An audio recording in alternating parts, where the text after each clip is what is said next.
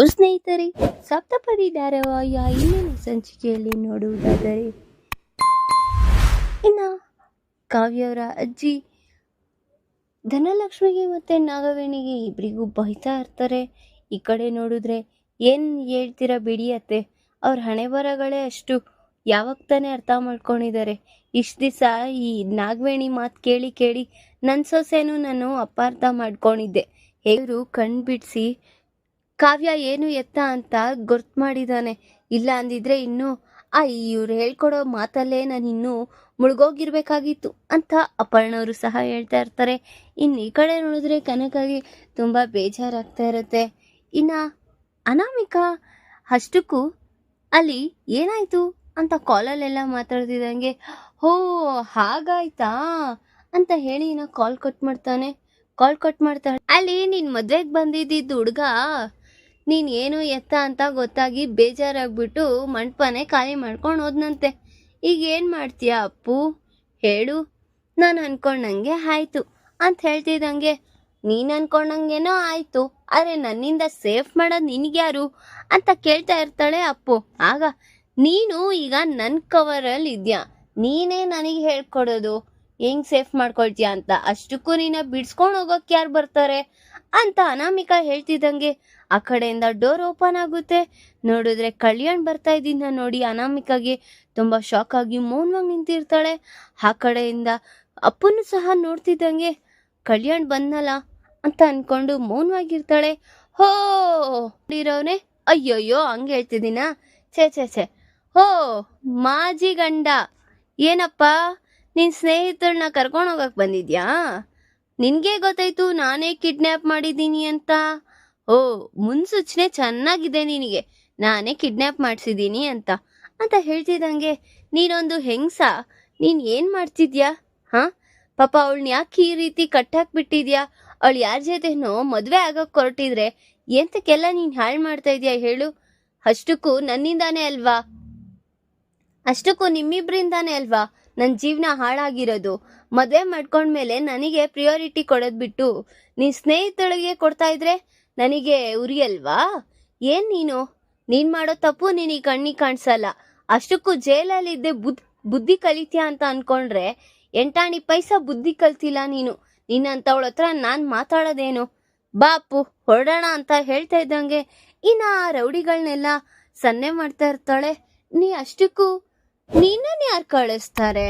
ನಿನ್ನೂ ಇಲ್ಲೇ ಇದೇ ರೀತಿ ಕಟ್ಟಾಕಿ ಕೂರಿಸ್ತೀನಿ. ಆಗ ಎಲ್ಲರೂ ಅನ್ಕೊಂಡಂಗೆ ಬೇಕು ಅಂತಾನೆ ನಾನೇ ನಿಮ್ಮಿಬ್ಬರನ್ನ ತಗ್ಲಾಕಿಸ್ತೀನಿ ಅಂತ ಅನಾಮಿಕಾ ಹೇಳ್ತಿದ್ದಂಗೆ ಇನ್ನು ಕಲ್ಯಾಣ್ ಆ ರೌಡಿಗಳಿಗೆಲ್ಲ ಹೊಡಿತಾ ಇರ್ತಾನೆ. ಅದನ್ನ ನೋಡಿ ಏನು ಇವನು ಈ ರೀತಿ ಮಾಡ್ತಿದ್ದಾನಲ್ಲ ಅಂತ ಅನ್ಕೊಳ್ತಾ ಇರ್ತಾಳೆ ಅನಾಮಿಕಾ. ಆಗ ನೀನು ಎಷ್ಟೇ ತ್ರಿಪುರ್ಲ್ ಹಾಕಿದ್ರು ನಿನ್ನ ಹಣೆ ಬರನ ನೀನು ಚೇಂಜ್ ಮಾಡ್ಕೊಳಕ್ಕಾಗಲ್ಲ, ನಾನೇನು ಮಾಡೋಕ್ಕಾಗಲ್ಲ ಸರಿ ಅಂತ ಹೇಳಿ ಇನ್ನ ಅಪ್ಪನ ಕರ್ಕೊಂಡು ಹೋಗ್ತಾ ಇದ್ದಂಗೆ, ಹೋ ಈಗೇನೋ ನೀನಿದ್ಯಾ, ನೀನು ಸೇಫ್ ಮಾಡ್ತೀಯಾ? ಪ್ರತಿ ಸತಾನು ಹಿಂಗೇನೆ ನೀನು ಬಂದು ಸೇಫ್ ಮಾಡ್ತಾ ಇರ್ತೀಯಾ? ಅದು ಯಾವಾಗ ಏನಾಗುತ್ತೆ ಅಂತಾನೆ ಗೊತ್ತಿರಲ್ಲ, ಅದು ಹೇಗೆ ಬಂದು ಸೇಫ್ ಮಾಡ್ತೀಯಾ ನೀನು ಅಂತ ಅನಾಮಿಕಾ ಕೇಳ್ತಿದ್ರೆ, ಇನ್ನು ಅವಳು ನನ್ನವಳು ಅಂತ ಅಂದಮೇಲೆ ನಾನು ಅವಳಿಗೆ ಎಷ್ಟೇ ಕಷ್ಟದಲ್ಲಿದ್ರೂ ಸಹಾಯ ಮಾಡೋಕ್ಕೆ ನಾನು ರೆಡಿ, ನೀನೇನು ಹೇಳೋದು ಅಂತ ಹೇಳಿ ಇನ್ನು ಅಪ್ಪನ ಕರ್ಕೊಂಡು ಹೊರಟಿರ್ತಾನೆ ಕಲ್ಯಾಣ್. ಇನ್ನು ಈ ಕಡೆ ನೋಡಿದ್ರೆ ಮನೆ ಮಂದಿಯವ್ರಿಗೆಲ್ಲರಿಗೂ ಸಹ ತುಂಬ ಬೇಜಾರಾಗಿ ಇನ್ನು ಕೂತಿರ್ತಾರೆ. ಆ ಕಡೆ ಇನ್ನು ರಾಹುಲ್, ಮಾಮ್ ಏನಾದರೂ ಮಾಡು ಅಂತ ಹೇಳ್ತಿದ್ದಂಗೆ, ನೋಡು ಈಗ ರಾಹುಲ್ ನಡಿ ಕಾರ್ ತೆಗಿ ನಾವು ಹೋಗೋಣ. ಸರಿ ಮಾಮ್. ಹೋ ಯಾಕೆ ನಾಗವೇಣಿ ನೀನು ಹೋಗ್ತೀನಿ ಅಂತಿದ್ಯಾ? ಇನ್ನೇನು ಮಾಡಲಿದ್ದಾನೆ ಲಕ್ಷ್ಮಿ? ಆ ಕಡೆ ಆ ಅಪ್ಪುಗೂ ನಿನ್ನ ಮಗನಿಗೂ ಮದುವೆ ಆಗಿರುತ್ತೆ. ಈಗ ಅದನ್ನೆಲ್ಲ ನೋಡಿಕೊಂಡು ಈಗ ಅಂದವರೆಲ್ಲ ಅನ್ನಿಸ್ಕೊಂಡು ನನ್ನ ಕೈಲಿ ಇರೋಕ್ಕಾಗಲ್ಲ. ಅಷ್ಟಕ್ಕೂ ನಿಂದು ಇಲ್ಲೇನು ಕೆಲಸ ಇದೆ ಹೇಳು? ಬಾ ಹೊರಟ್ಬಿಡೋಣ. ಹೇಗಿದ್ರು ಕಲ್ಯಾಣ್ ಅಪ್ಪನ ಮದುವೆ ಮಾಡ್ಕೊಂಡು ಸೀದಾ ಮನೆಗೆ ಬರ್ತಾನೆ. ಆರತಿ ತಟ್ಟೆ ಅದು ಇದು ಎಲ್ಲ ರೆಡಿ ಮಾಡ್ಕೊಂಡು ನಿಂತ್ಕೊಳ್ಳಿವಂತೆ ಅಂತ ಹೇಳ್ತಿದ್ದಂಗೆ, ಏನಂತ ಮಾತಾಡ್ತಿದ್ಯಾ? ಇಲ್ಲಿ ಏನು ಎತ್ತ ಅಂತಾನೆ ಗೊತ್ತಿಲ್ದಿರ ನಿಮಗೆ ನೀವೇ ಏನೇನು ನಿರ್ಧಾರ ಮಾಡ್ಕೊಂಡ್ರೆ ಏನು ಸರಿ ಇರುತ್ತೆ ಅಂತ ಹೇಳ್ತಾ ಇದ್ದಂಗೆ ಇನ್ನು ನಾಗವೇಣಿ, ಹಾಂ ನೀವೆಷ್ಟೇ ಏನೇ ಹೇಳಿದ್ರು ಕಲ್ಯಾಣ್ ಮಾಡೋ ಕೆಲ್ಸನೇ ಅದು ಅಂತ ಹೇಳ್ತಿದ್ದಂಗೆ ಈ ಕಡೆ ಕಾವ್ಯಗೂ ಸಹ ಬೇಜಾರಾಗ್ತಾ ಇರುತ್ತೆ.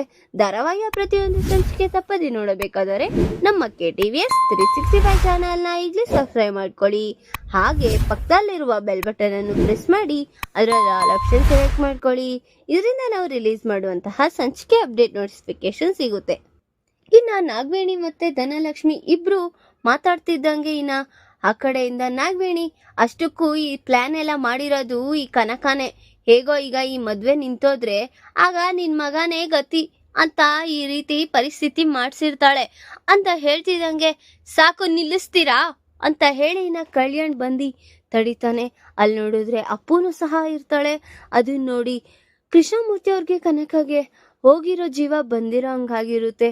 ಆಗ ಏನು ಹೋ ನೀವ್ಗೇನಾದ್ರೂ ಸ್ವಲ್ಪ ಆದ್ರೂ ಬುದ್ಧಿ ಇದೆಯಾ ಅತ್ತೆ? ನಿಮಗೆ ಮಾತಾಡಕ್ಕೆ ರೈಟ್ಸ್ ಕೊಟ್ಟಿರೋದು ಯಾರು? ಇಲ್ದೇ ಇರೋದೆಲ್ಲ ಯಾಕೆ ನೀವು ಪುಕಾರ್ನ ಎಬ್ಬಿಸ್ತಾ ಇದ್ದೀರಾ ಅಂತ ಹೇಳ್ತಿದ್ದಂಗೆ, ಹೌದು ಅಷ್ಟಕ್ಕೂ ನೀನು ಅಪ್ಪು ಎಲ್ಲೋಗಿದ್ರಿ? ಎಲ್ಲದಕ್ಕೂ ನಮ್ಮ ಅಮ್ಮನ ಮೇಲೇನೆ ಕಿರ್ಚಾಡ್ತೀಯಲ್ಲೋ, ಅಪ್ಪು ನಿನ್ ಜೊತೆ ಯಾಕೋ ಇದ್ದಾಳೆ ಅಂತ ರಾಹುಲ್ ಕೇಳ್ತಾ ಇದ್ರೆ, ಹೋ ನೀನು ನಿಮ್ಮ ಅಮ್ಮನ ಜೊತೆ ಸೇರಿ ನೀನು ಹಾಳಾಗ್ಬಿಟ್ಟ? ಯಾರು ಬೇಕಾಗಿಲ್ಲ, ನಿಮ್ಮಮ್ಮ ನಮ್ಮಮ್ಮ ಇಬ್ಬರೇ ಸಾಕು. ಈ ಮದ್ವೆ ಮಂಟಪದಲ್ಲಿ ಇರೋ ಹುಡುಗನೆಲ್ಲ ಓಡಿಸಿರೋದು ಅವರೇ ಅಂತಾನೋ ನನಗೆ ಚೆನ್ನಾಗಿ ಗೊತ್ತು ಅಂತ ಹೇಳ್ತಾ ಇದ್ದಂಗೆ, ಹೌದು ನಿಮ್ಮಮ್ಮನೇ ಅಪ್ಪ ಮಾಡಿಸಿರೋದು ಅಂತ ಸ್ವಪ್ನಾನು ಹೇಳ್ತಾ ಇರ್ತಾಳೆ. ಸಾಕು ನಿಲ್ಸಿ, ಅಲ್ಲಿ ಏನು ಎತ್ತ ಅಂತ ಗೊತ್ತಿಲ್ದಿರಾ ತಲೆ ಬುಡ ಇಲ್ದಿರಾ ಮಾತಾಡ್ತಿರಲ್ಲ, ನಿಮಗೆ ಸ್ವಲ್ಪ ಆದ್ರೂ ಬುದ್ಧಿ ಅನ್ನೋದಿರ್ಬೇಕು. ಹೋ ಈ ಕಡೆ ನಾನು ಇಲ್ಲ ಆ ಕಡೆ ಅವಳು ಇಲ್ಲ ಅಂದ್ರೆ ಓಡೋಗ್ಬಿಟ್ಟಿದೀವಿ ಅಂತಾನೆ ಅರ್ಥನಾ? ಅಲ್ಲಿ ಏನಿದೆ ಏನಾಗಿದೆ ಅನ್ನೋದನ್ನ ತಿಳ್ಕೋಬೇಕು, ಇಲ್ದೇ ಇರೋದನ್ನೆಲ್ಲ ಹೇಳೋದಲ್ಲ ಅಂತ ಕಲ್ಯಾಣ್ ಹೇಳ್ತಿದ್ದಂಗೆ, ಹೌದು ಏನಾಯ್ತು ಅಂತ ಕೇಳ್ತಾ ಇದ್ದಂಗೆ, ಅಷ್ಟಕ್ಕೂ ಅಪ್ಪುನ ಕಿಡ್ನ್ಯಾಪ್ ಮಾಡಿಸಿದ್ರು. ಹಾ ಕಿಡ್ನ್ಯಾಪ ಅಂತ ಇನ್ನ ಕಾವ್ಯಂಗೆ ಮತ್ತೆ ರಾಜ್ಗೆ ಎಲ್ಲರಿಗೂ ತುಂಬಾ ಶಾಕ್ ಆಗಿರುತ್ತೆ. ಏನೋ ಹೇಳ್ತಿದ್ಯಾ? ಹೌದು ಅಣ್ಣ, ಅಪ್ಪುನ ಕಿಡ್ನ್ಯಾಪ್ ಮಾಡಿಸಿದ್ರು, ಹೋಗಿ ನಾನೇ ಬಿಡಿಸಿ ಕೂಡಾಕಿ ಇಟ್ಟಿದ್ರು ಅಂತ ಹೇಳಿದ ನೋಡಿ ಮನೆ ಮಂದಿಯವ್ರಿಗೆಲ್ಲರಿಗೂ ಸಹ ತುಂಬಾ ಶಾಕ್ ಆಗಿರುತ್ತೆ.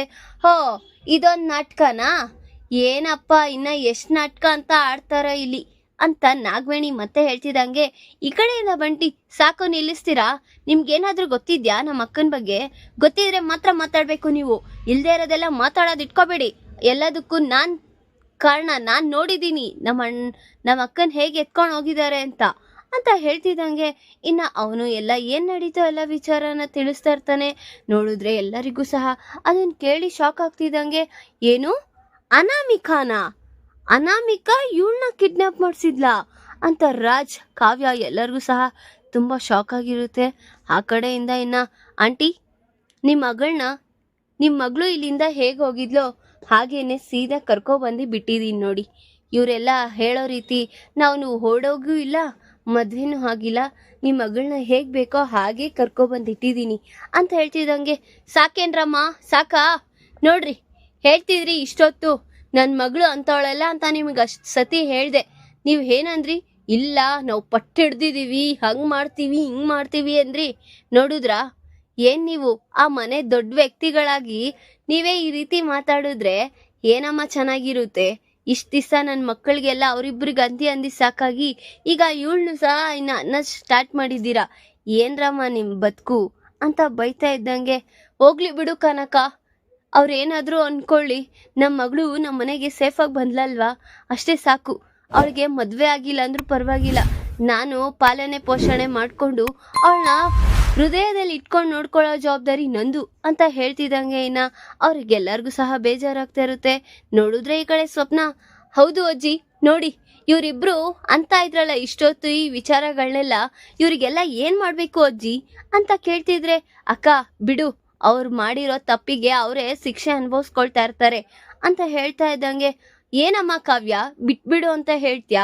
ಇವರು ಏನೇನ್ ಅನ್ಬಾರ್ದೆಲ್ಲ ಅಂದಿದ್ದಾರೆ, ಬಿಟ್ಬಿಡು ಅಂದ್ರೆ ಅದೇಂಗ್ ಸೇರಿ ಇರುತ್ತೆ ಹೇಳು? ಅಪ್ಪು ಜೀವನ ಈಗ ಹಾಳಾಗೋಯ್ತು, ಇವ್ರು ಮಾಡಿರೋ ಗನಂದಾರಿಗೆ ಆ ಮದ್ವೆ ಗಂಡು ಸಹ ಓಡೋದ. ಈಗ ಏನಮ್ಮ ಮಾಡೋದು? ಅವಳು ನಮ್ಮ ಮದ್ವೆ ಯಾರಮ್ಮ ಆಗ್ತಾರೆ? ಇನ್ನ ಹೋಗೋರ್ ಬರೋರ್ ಮುಂದೆ ಅವಳು ಹೇಗಮ್ಮ ತಲೆ ಎತ್ಕೊಂಡು ಓಡಾಡ್ತಾಳೆ ಅಂತ ಕನಕ ತುಂಬಾ ಗೊಳೋ ಅಂತ ಹೇಳ್ತಾ ಇದ್ರೆ, ಈ ಕಡೆಯಿಂದ ರಾಜ್, ಏನು ಅವಶ್ಯಕತೆ ಇಲ್ಲ, ಇದಕ್ಕೆಲ್ಲ ದಾರಿ ನಾನ್ ತೋರಿಸ್ತೀನಿ ಅಂತ ಹೇಳ್ತಾ ಇದ್ದಂಗೆ ಕಾವ್ಯ ಹಿಂತಿರುಗಿ ನೋಡ್ತಾ ಇರ್ತಾಳೆ. ನೋಡಿದ್ರೆ ರಾಜ್ ಸೀದಾ ಮಂಟಪಕ್ಕೆ ಹೋಗಿ ಅಲ್ಲಿರೋ ತಾಳಿನ ಅಲ್ಲಿರೋ ತಾಳಿನ ಎತ್ಕೊ ಬರ್ತಾ ಇರ್ತಾನೆ. ತಾಳಿ ಎತ್ಕೊ ಬಂದಿದ್ ನೋಡಿ ಎಲ್ಲರಿಗೂ ಸಹ ತುಂಬಾ ಶಾಕ್ ಆಗಿರುತ್ತೆ. ತಗೋ, ಇಲ್ಲಿ ಯಾರಿಗೂ ಏನು ಎದ್ರೋ ಅಂತ ಅವಶ್ಯಕತೆ ಇಲ್ಲ ಕಲ್ಯಾಣ್. ತಗೋ, ಅಪ್ಪು ಕುತ್ತಿಗೆಗೆ ನೀನು ತಾಳಿ ಕಟ್ಟು. ಇನ್ನು ನೀನು ಎಷ್ಟ್ ದಿವಸ ಅಂತ ಈ ವಿಚಾರನ ಮುಚ್ಚಿಟ್ಕೊಂಡಿರ್ತೀಯ. ತಗೋ ಅಂತ ಹೇಳಿ ಇನ್ನ ಕಲ್ಯಾಣ್ ಕೈಗೆ ಕೊಡ್ತಾನೆ. ನೋಡಿದ್ರೆ ಕಲ್ಯಾಣ್ ಹಿಂದೆ ಮುಂದೆ ನೋಡ್ದಿರ ಇನ್ನ ಅಪ್ಪು ಕುತ್ತಿಗೆಗೆ ತಾಳಿ ಕಟ್ಟೇ ಬಿಡ್ತಾನೆ. ಈ ಕಡೆ ನೋಡಿದ್ರೆ ಕನಕಗೆ ಮತ್ತೆ ಕಾವ್ಯ ಮತ್ತೆ ಧನಲಕ್ಷ್ಮಿ ಎಲ್ಲರಿಗೂ ಸಹ ತುಂಬಾ ಶಾಕ್ ಆಗಿ, ಈ ಕಡೆ ಸುಭಾಷ್ ಅವ್ರಿಗೆ ಮತ್ತೆ ರಾಜ್ಗೆ ಒಳಗೆ ಖುಷಿ ಆಗ್ತಾ ಇದ್ರೆ ಇನ್ನು ಮನೆ ಮಂದಿಯವ್ರಿಗೆಲ್ಲರಿಗೂ ಸಹ ಸಂಕಟ ಆಗ್ತಾ ಇರುತ್ತೆ. ಈಗ ಧನಲಕ್ಷ್ಮಿ ಮತ್ತೆ ಈಗ ಅಪ್ಪುನ ಮನೆಯೊಳಗೆ ಸೇರಿಸ್ತಾಳ ಅಥವಾ ಬೇಕು ಅಂತಾನೆ ಈ ನಾಟಕನ ಮಾಡಿಸಿದಾಳೆ ಅನ್ನೋ ಥರ, ಮತ್ತೆ ಅವ್ರಿಗೇನಾದ್ರೂ ಗಂಡಂತರ ಸೃಷ್ಟಿಸ್ತಾರ ಅನ್ನೋದನ್ನ ಮುಂದಿನ ಭಾಗದಲ್ಲಿ ತಿಳಿಸ್ಕೊಡ್ತೀನಿ. ಈ ವಿಡಿಯೋ ಇಷ್ಟ ಆದರೆ ಲೈಕ್ ಮಾಡಿ, ನಿಮ್ಮ ಫ್ರೆಂಡ್ಸ್ ಹಾಗೆ ನಿಮ್ಮ ರಿಲೇಟಿವ್ಸ್ಗೂ ಶೇರ್ ಮಾಡಿ ಆ್ಯಂಡ್ ಕಮೆಂಟ್ ಮಾಡಿ. Thanks for watching.